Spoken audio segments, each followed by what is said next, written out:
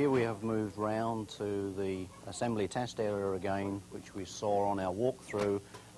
The operator here is doing the preliminary checks on the console, checking out the printed circuit boards in the system. We have a signal simulator that we actually run some basic tests to make sure that the system as an electronics module works correctly before we link that up with the rest of the system.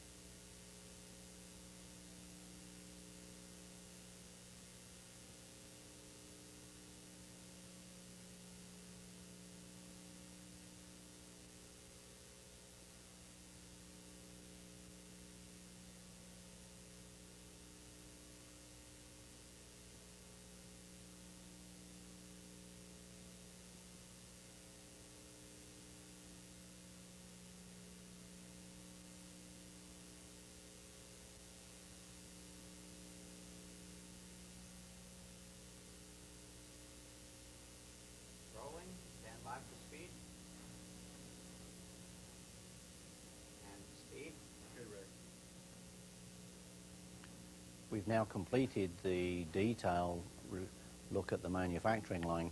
I'd like to give you a quick overview of how the process itself works. Basically, the material is drawn to the floor by the operators, and they begin their assembly activities as we've seen. The stations are planned in such a way that each two stations make a cell, and it takes approximately 1 day for us to complete the activities in a work cell. So in this particular line, we're actually seeing like a 5-day event for the material to pass from station 1 through down to station 9. The element in terms of what triggers the operation is that marked out on the floor, you can actually see that there are some black squares. If the square is open, i.e. it doesn't have a cart in it, it means that it is open for an assembly to be passed into that particular cell. Should it be occupied by a cart, then it means no material should move into that particular area.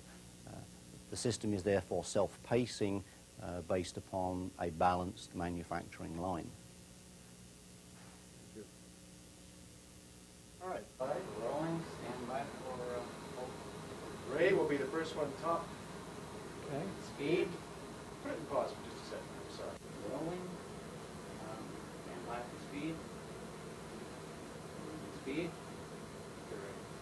This afternoon we're in one of the research labs at BDIS talking with Dr. Dieter Rechtenwald, Group Research Leader.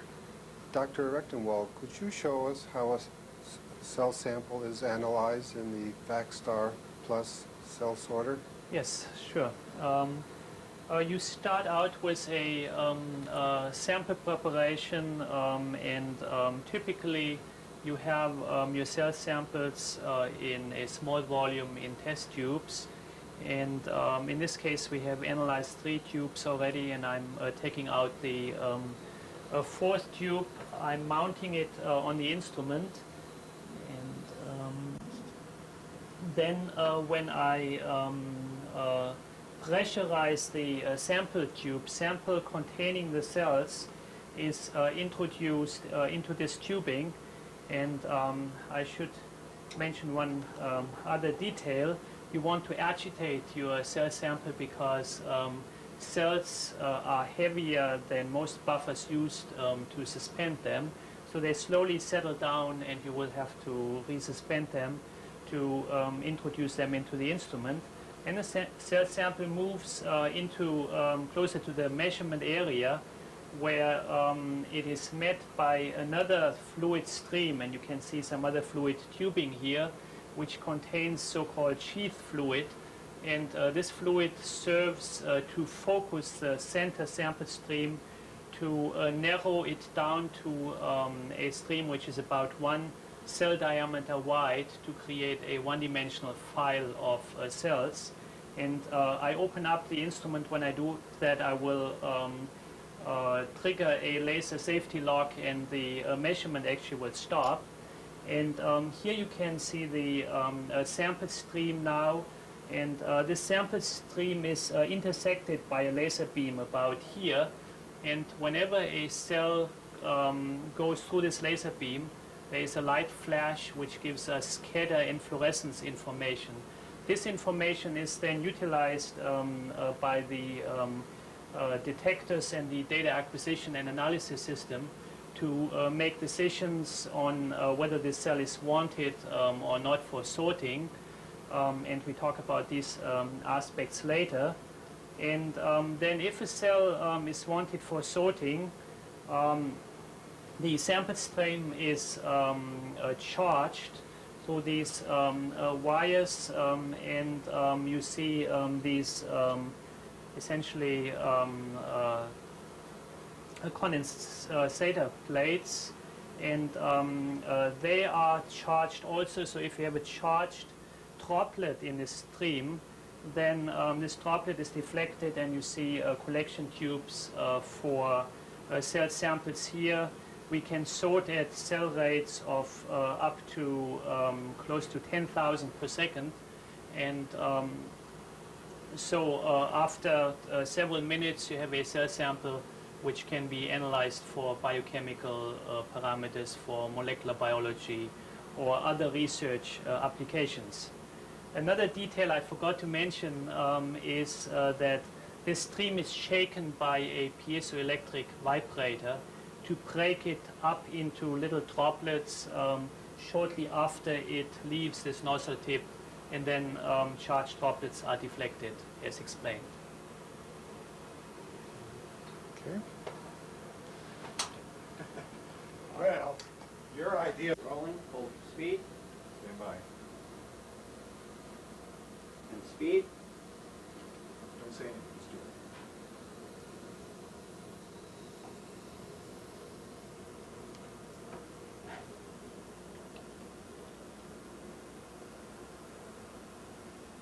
Okay, pause the tape. That's good. Rolling.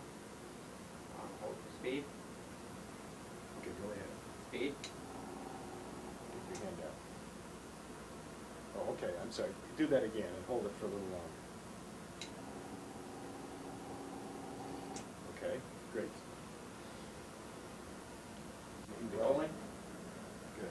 Hold Stand by. speed, Stand by. speed. Okay, just hold it for a second. Okay, now hold it.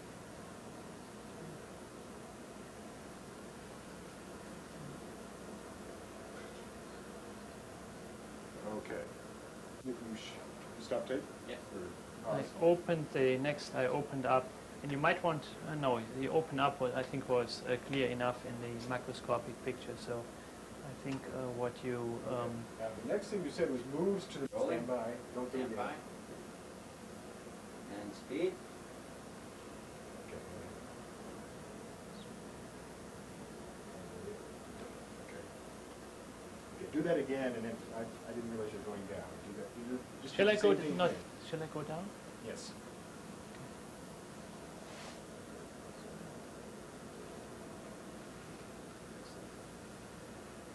Okay. Rolling, hold speed. Speed. Okay, stand by. Okay, finger in.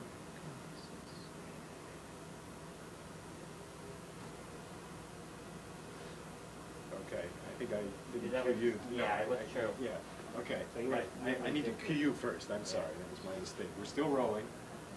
All right, stand by for your cue, Dieter. Okay, zoom out a little bit. Go ahead, finger in. And finger out, great. All right, pause tape. Rolling, then back to speed. Speed. Okay, just everyone stand by here. Okay, tilt down.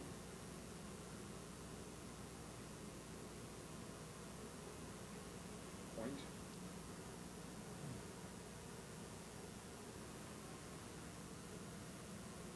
Okay, keep rolling. just go wider, just now, just right now, just widen out on. The whole thing? No, I was thinking of the container area down here. Okay. Just, With, yeah. with the move? No.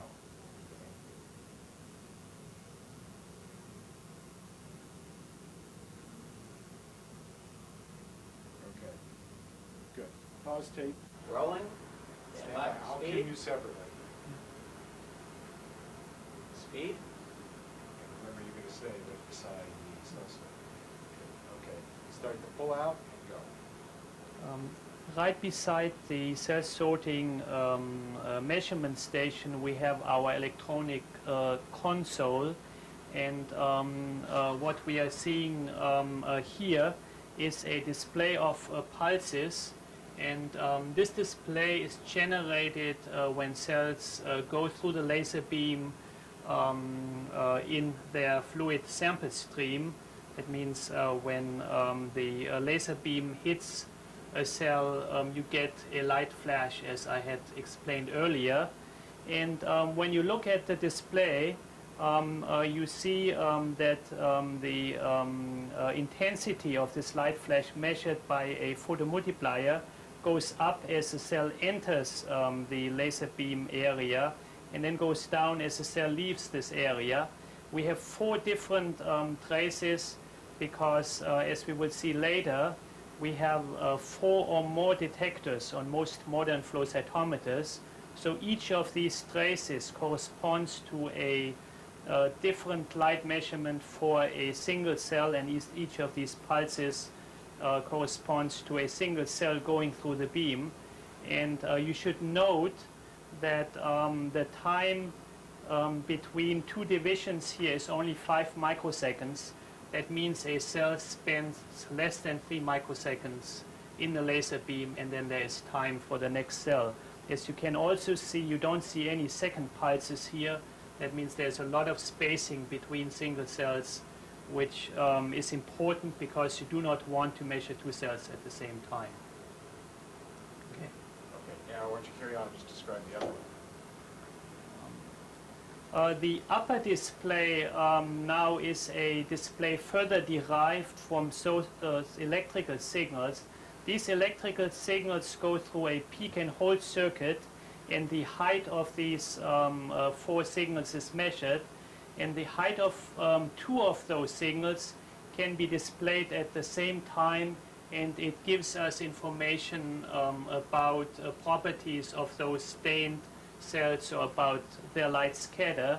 And in this case, we plot one color of fluorescence here. You can see here it says fluorescence 2, here it says fluorescence 1, which is another fluorescent color. And each of the dots coming up here and disappearing here corresponds to a single cell going through this laser beam.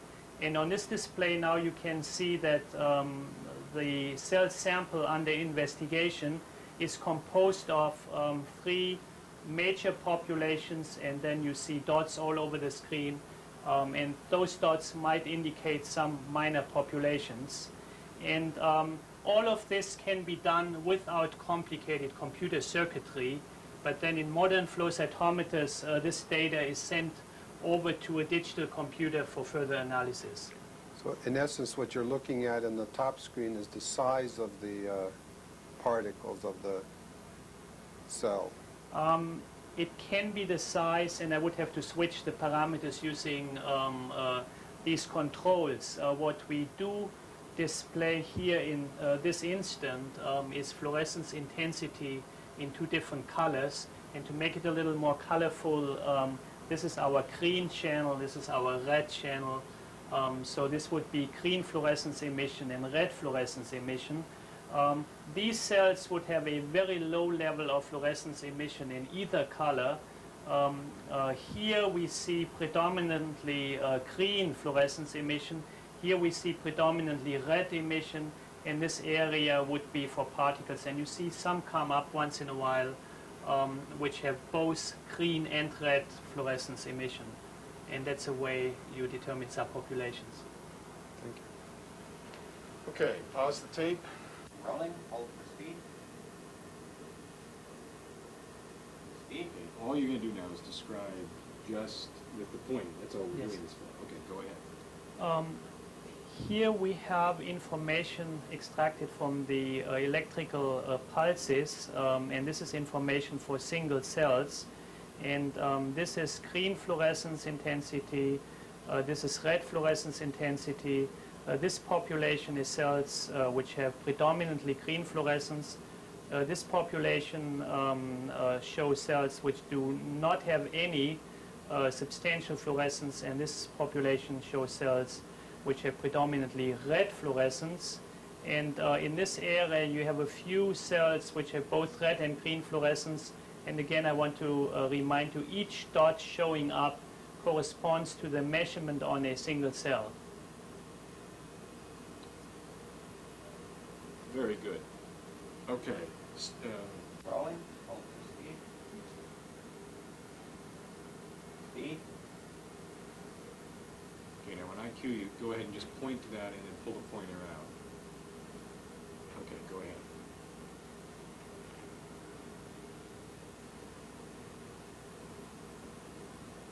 Okay, pause the tape and let's find. Rolling.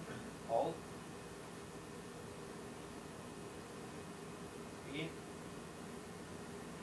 Stand by. You're going to go in and point and pull it out. Go ahead.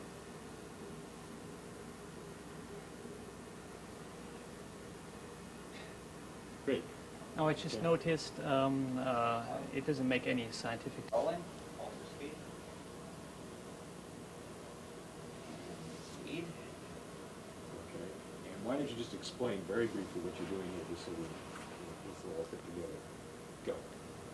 Okay, here we see the electrical pulses from our light detectors, and you can see as the cell enters the laser beam, the measured intensity goes up. As it leaves it, the intensity goes back down again. Okay. Pause. You said something about the 4 different. Hold for speed. Speed. Okay, stand by. And that's all you're going to do. No explanation. Just do that. Go.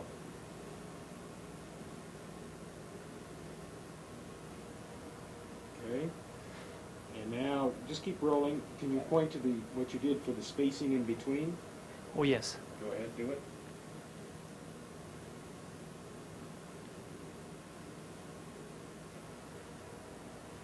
Okay. Just pause tape. Rolling. Stand by. And speed. This electronic console is interfaced with a modern computer workstation for further and more complete data analysis. And you will see the same kind of display again, in this case in real time on the screen of this computer workstation. If you remember, we saw this display from data very close to the analog end, and we reproduce it on the computer, except in this case we have digital information stored in the computer, and you also can see more parameters at the same time. In this case now you see parameters relating to cell size, forward scatter and side scatter, which is done without using optical filters, and again fluorescence 1 and fluorescence 2 as we had seen before, but in the digital domain. And then on a computer workstation you have more flexibility in terms of displays. So in this case you see 3 parameters at the same time. And here you have a display which is used very frequently in flow cytometry and cell sorting, because it also gives you some idea on the relative frequency of cells in cell populations by so-called histogramming. And in this case you see by fluorescence 1 alone we have 2 major populations. If our biochemist would be interested in this population, which is stained with red fluorescent color, a marker could be set around this population on the computer screen. This information could be downloaded into the cell sorter, and the cell sorter could be activated to sort this population for further analysis. Good. Thank you. Great. Okay. That's a wrap then.